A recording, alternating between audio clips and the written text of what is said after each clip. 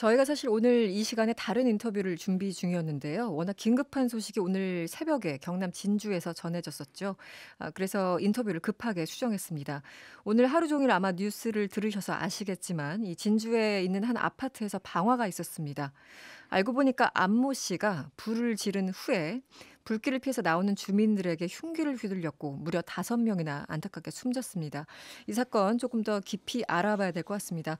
어제 이어서 오늘 다시 한번 모셨어요. 배상은 프로파일러 옆에 나와 계십니다. 어서 오세요. 네, 안녕하세요. 네, 급하게 인터뷰 요청드렸는데 감사합니다. 예, 예. 네.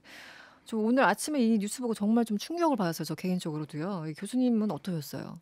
뭐 먼저 말씀드리면 저희는 이 폭탄이라는 표현을 쓰는데요. 폭탄. 예, 제가 이제 프로파일러 현직에서 나올 때 네. 그때 사회보호법이 폐지되면서 치료감호법 관련된 부분에서 400명 정도가 이제 바깥으로 나오는 거였는데 네. 이 사람들은 정신적으로 문제가 있으면서도 사실은 캐치되지 않은 영역에 있는 400명들인데요. 네네. 제가 이 말씀을 왜 이렇게 길게 드리냐면은 네.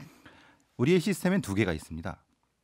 국민건강보험에 존재하는 그러니까 병으로서 정신적인 병으로서 존재하는 데이터로서의 아픈 사람의 네. 그게 조현병이든 뭐든 네. 그 데이터와 어.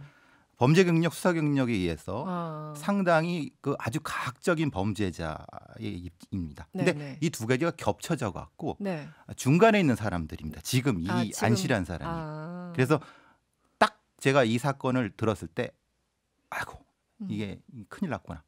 이 중에 하나구나라는 그러니까 생각이 평소에 들었어요. 우려하던 예. 그게 터진 것이다 또 이렇게 이쪽 시스템 생각을- 저쪽 시스템이 관리가 안 되는 사람들입니다. 그러니까 서로 분리가 돼 있는 상황이라고 봐야 되나요? 어떻게? 건강보험 관련된 부분은 의료 영역입니다. 네. 정신과 의사들이 치료를 목적으로 데이터를 가지고 있기 때문에 네. 국민건강보험법이라든가 개인정보보호법 때문에 음. 이것이 경찰 데이터랑 연결이 안 됩니다. 연결이 안 되는 거예요. 그러니까 정신적으로 문제가 있다고 느끼는 망상을 가지고 있으면서도 굉장히 폭력적인 사람. 네. 지금 그러니까 폭력적으로 공격하는 사람. 그렇기 때문에 이게 중간에 붕 떠 있는 데이터입니다. 데이터인데 서로 공유를 안 합니다. 근데 왜 공유를 안 해요? 지금 이렇게 우려하시는 분들, 현장에 계신 분들 우려하고 저 같은 사람들인 네. 거죠. 왜냐하면 저희 같이 중간에 붕 떠 있는 사람들이 알고 있는 거지만 네. 실제로는 돈이 들어가는 일입니다. 이게 이게 또 법무부의 돈이- 범죄예방국에서 관리해야 되지만 관리 안 되는 거고 이건 정신적인 문제에 있는 사람 쪽에서는 이 부분이 범죄자니까 네. 안 되는 겁니다.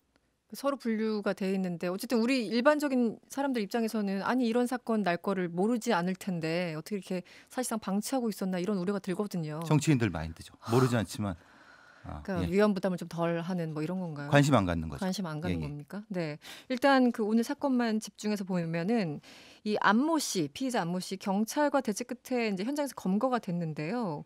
짧은 시간에 피해 규모가 좀 커요. 5명.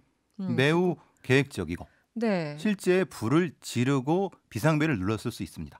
그러니까 화재 본인이 경보. 예. 직접. 예. 그리고 불을 지르고 연기가 나는 걸 통해서 이게 소위 말하는 토끼몰이 방식입니다. 네. 바깥으로 나오는 한 출구를 통해 나오는 사람들을 직접적으로 급소를 공격하는 방식. 매우 계획적이고 매우 목적 타겟 중심의 공격 방식입니다.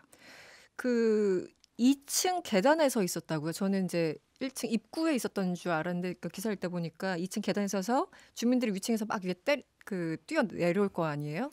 그때 흉기로 이제 이런 사건을 벌인 것 같은데 그러면 계획 범죄로 봐야 되나요, 일종의? 이건 누적된 계획성이라고 합니다. 축적된 계획성이라고 합니다. 누적된 계획성. 평소에 내가 저런 존재들을 이렇게 공격하겠다라는 것을 머릿속으로 차분히 프로그램을 한 다음에 그렇습니까? 그걸 가지고 도구를 통해서 실현시키는 네. 축적된 계획성이라고 합니다. 그런데 그 트리거는 폭발성입니다. 예, 그거는 어떤 형태의 트리거든 상관없습니다. 그게 뭐 어떤 지나가는 아이가 누를 홧히든 아니면 무슨 말 기분 나쁜 말을 들었다고 망상을 갖든 네. 그 트리거는 아무런 의미가 없습니다. 어쨌든 어떤 계기를 통해서 폭발하면 이렇게 예. 이제 범행이 저질러지는 건데 처음에 피의자가 경찰에는 뭐 임금 체불 때문에 범행을 저질렀다 하다가 나중에는 뭐 횡설수설 진술을 거부하고 있다 여러 가지 얘기가 들립니다. 그러니까 임금체불이라는 건 이런 건 자기 머릿속에 있는 망상입니다. 그냥 막 떠들어대는 겁니다. 그러니까 그건 아무런 의미가 없습니다. 그러니까 자기가 생각하는 나를 부당하게 대했다고 생각하는 망상적 존재에 대한 짓거림입니다. 그건 그래서 저희 같은 사람들은 그건 그냥 흘려버리는 형태입니다. 예. 특별한 이유는 될 수 없고 예. 경찰이 긴급하게 특별수사단을 구성했다고 해요. 그런데 지금 말씀하신 것처럼 피해자가 이렇게 횡설수설하고 심지어 묵비권 행사하고 이러면 참 이 동기를 일단 알아야 될 거잖아요. 어떻게 접근을 해야 됩니까? 이런 기본적으로 사람들은? 이건 프로파일러들이 접근해야 됩니다. 이건 다른 수사관들은 할 수가 없습니다. 할 수가 없군요. 왜냐하면 이건 심리 수사를 해야 되기 때문에 그렇습니다. 보통 형사들이 너 동기가 뭐야 말하면 절대 말 안 하죠. 자기가 왜 말합니까? 네. 왜? 이 사람들은 우리 분류로는 어서러티 킬링이라고 합니다. 그러니까 권위살인이라는 개념을 쓰는 건데 권위살인. 즉 자신이 부당한 대우를 받았다고 생각하고 그것을 통해서 항의하려고 하는데 항의하는 대상들은 너무 힘이 크고 사장님, 대통령, 장관. 네. 그래서 제일 약한 옆에 있는 사람, 어린아이. 심지어 어린아이까지요. 예, 그 부녀의 회장, 네. 할머니. 그 대신되는 누구를 공격하는 방식입니다. 그렇기 때문에 이것은 그 안에 있는 내재적인 동기를 찾아내야 되기 때문에 이것은 말하라고 해서는 안 되고 말할 수 있도록 유도해야 됩니다. 예를 들어 어떻게 유도를 하죠? 만약에 현장에 계신다면. 핵심적인 저희들 수사를 사람들은. 뭐 기밀을 말씀드릴 수 없지만 네네. 어라우즐 포인트라고 해서 네. 각성 포인트가 있습니다. 이 사람이 과거에 어떤 방식으로 각성이 됐는가. 그러니까 이 사람은 이전부터 공격을 해온 방식이 있습니다. 그 공격 방식은 이 사람이 각성하는 지점입니다. 네, 감각적인 지점이든 뭐든 그것을 통해서 신나게 말하게 만들어야 됩니다. 이 사람. 보통의 경우는 어서리티 킬링이기 때문에 조금만 기회를 주면 엄청나게 떠들어댑니다. 거의 뭐 이렇게 터져 나오듯이 얘기하면 예. 거기서 이제 단서를 잡으시는 거군요. 예, 그렇죠. 프로파일러 분들이.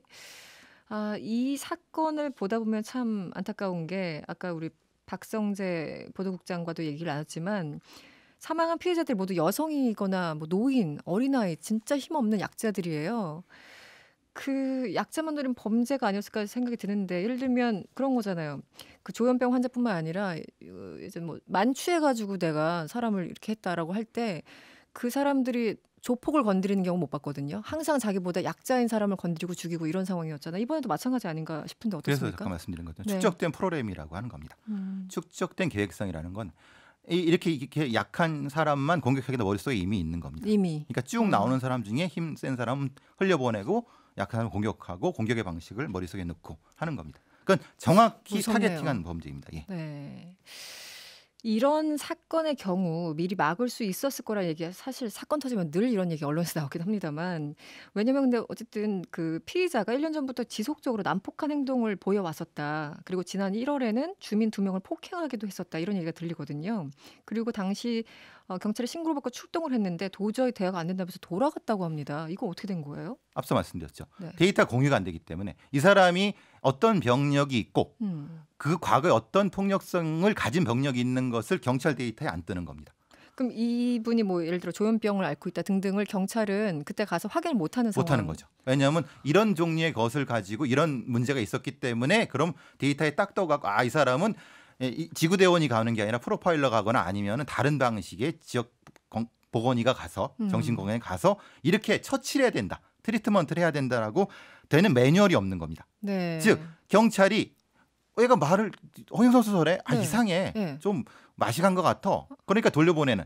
그게 반복된 겁니다. 그러니까 이 사람은 계속 자신의 그 만족감을 느끼면서 폭력성이 높아지는 방식입니다.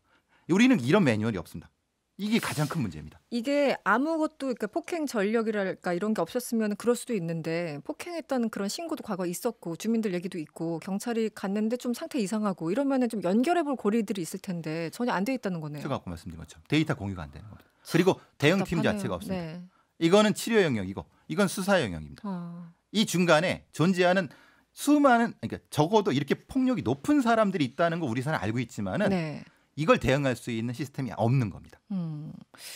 경찰이 그 정신질환 가능성에 대해서 조사 중이라고 지금 전해지고 있어요. 그런데 피의자가 말씀드린 것처럼 과거 조현병을 앓은 것으로 전해지고 있는데요.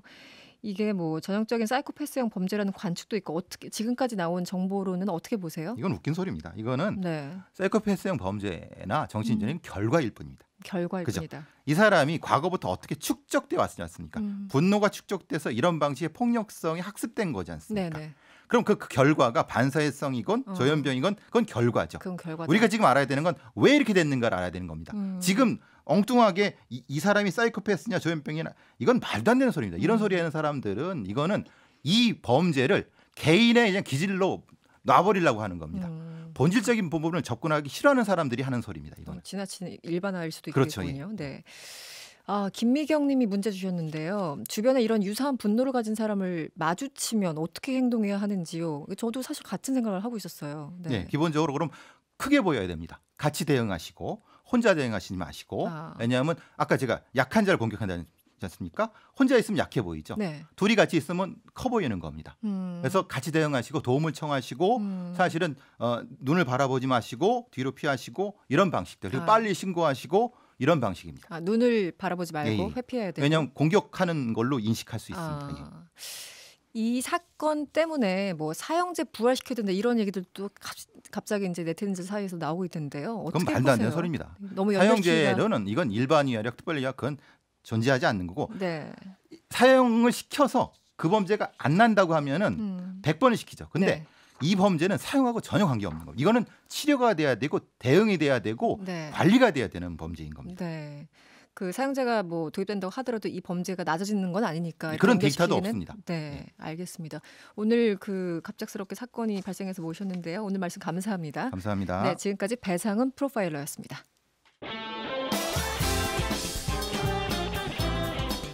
여러분의 퇴근길을 꽉 채워드립니다. 평일 저녁 6시 5분 이승원의 세계는 그리고 우리는